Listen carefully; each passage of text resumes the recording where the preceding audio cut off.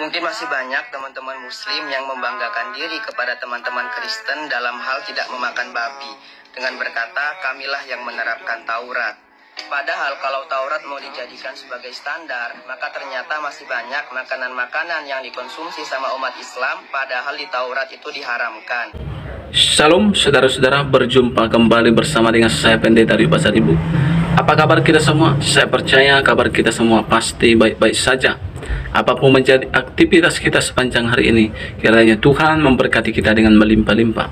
Saudara-saudara, pada hari ini saya mau bagikan bagi kita video cuplikan bagaimana ada seorang bocil ataupun bocah cilik dari agama seberang yang menanggapi orang-orang mereka, bagaimana dia melihat yaitu dari agama mereka, khususnya para ustadz-ustadz yang selalu bangga tentang diri mereka, yang merasa mereka sudah menerapkan hukum Taurat, ya, seperti mereka tidak makan daging babi, tetapi tanpa mereka sadari mereka juga sudah melanggar hukum Taurat. Karena dalam hukum Taurat seperti belut, udang, dan lain sebagainya tidak boleh dimakan, tetapi justru mereka makan, saudara-saudara, ya. Dan bocil ini mengatakan juga, ya, kalaulah kalian terlalu bangga tentang Alkitab orang Kristen, ya seharusnya kalian masuk Kristen saja, katanya, ya, saudara-saudara. Karena itu, untuk informasi lebih lanjut lagi, mari kita simak dulu cuplikan berikut ini. Mungkin masih banyak teman-teman muslim yang membanggakan diri kepada teman-teman Kristen dalam hal tidak memakan babi dengan berkata, kamilah yang menerapkan Taurat. Padahal kalau Taurat mau dijadikan sebagai standar, maka ternyata masih banyak makanan-makanan yang dikonsumsi sama umat Islam, padahal di Taurat itu diharamkan.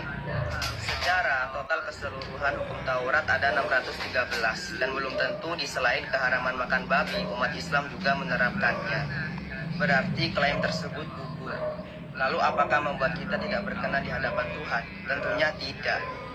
Sebab masing-masing dari kedua agama ini itu memiliki penerus dari hukum lama, orang Kristen Perjanjian Baru dan orang Islam kitab suci Al-Quran. Di era Perjanjian Baru, Yesus Al-Masih menjelaskan bahwa segala yang masuk dari luar itu tidak menajiskan, tapi yang keluar dari dalam itulah yang menajiskan. Kemudian penglihatan Petrus, di mana ia melihat ada kain yang keempat sisinya diikat dan di situ berisikan banyak binatang. Lalu ada yang berkata, sembelihlah wahai Petrus. Maka Petrus menolaknya karena dia tidak pernah memakan sesuatu yang tidak tahir. Maka suara tersebut menyahut, apa yang telah dinyatakan halal oleh Allah, kamu tidak boleh mengharamkannya. Nah, begitu juga dalam agama Islam, di mana Tuhan menjelaskan bahwa di era Al-Quran ini ia telah melepas belenggu-belenggu terhadap Bani Israel, sehingga sudah tidak banyak lagi makanan yang ia haramkan.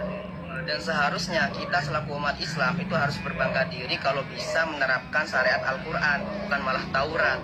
Sebab Siti Aisyah menjelaskan bahwa akhlak Nabi Muhammad itu 100% mirip dengan Al-Quran. Lagian kita sebagai umat Islam tidak memakan babi itu karena mengikuti Al-Quran, bukan Taurat. Jadi masing-masing dalam kedua agama ini itu memiliki sikap teologis jika dihadapkan dengan hukum lama dan ternyata bertentangan. Dan itu tidak bisa dipaksakan satu sama lain, jadi kita saling menghargai aja. Ini babinya, babi kecap. Babi kecap ini resepnya dari sang penggugat. Ya, tadi kita sudah baca Bismillah dan kita sudah baca Al-Fatihah, tinggal disantap. Nah, puji Tuhan saudara-saudara, baru saja kita menyimak video cuplikan tadi, ya, kita melihat juga berita-berita di YouTube, ya, bahwa mereka begitu bangga karena sudah menerapkan hukum Taurat.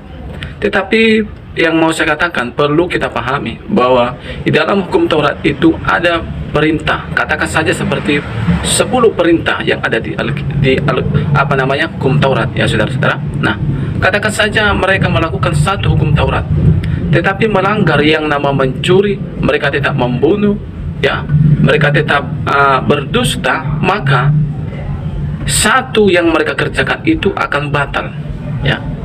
10 hukum Taurat, satu mereka kerjakan ataupun 9 mereka kerjakan, satu diabaikan atau dilupakan, maka yang mereka lakukan itu akan batal, ya saudara-saudara. Itulah hukum Taurat. Makanya dalam hukum Taurat dikatakan begini, terkutuklah orang yang tidak melakukan seluruh isi hukum Taurat. Jadi orang-orang yang melakukan isi hukum Taurat, katakan saja dia melakukan ada 10 perintah, tapi hanya 9 dikerjakan, 1 gak dikerjakan, maka dia tetap ada dalam kutub hukum Taurat. Nah, saudara-saudara kasih Tuhan dalam nama Yesus Kristus, makanya Yesus menerapkan lagi dalam perjanjian baru, bukan apa yang masuk ke dalam mulut yang najis. Karena apa yang masuk ke dalam mulut turun ke perut, dibuang ke dalam jamban, Alkitab katakan. Tetapi apa yang keluar dari mulut itu berasal dari hati. Disitulah timbul seperti pencurian, kejahatan, pembunuhan. Nah, itulah yang menajiskan orang tersebut. Jadi yang menajiskan bukan yang masuk ke dalam mulut, tapi yang keluar dari mulut, seperti perkataan kotor, perkataan najis, pembunuhan, dusta, dan lain-lain sebagainya. Itulah yang najis di hadapan Tuhan. Ya, saudara-saudara. Jadi perlu kita pahami ayat firman Tuhan ini. Makanya Tuhan juga kasih petunjuk kepada seorang hamba Tuhan, yaitu Petrus, di mana diperlihatkan di situ dalam penglihatan itu binatang-binatang yang haram. Ya, saudara-saudara, Tuhan katakan kepada Petrus, apa yang dikatakan oleh Allah halal tidak boleh engkau katakan najis.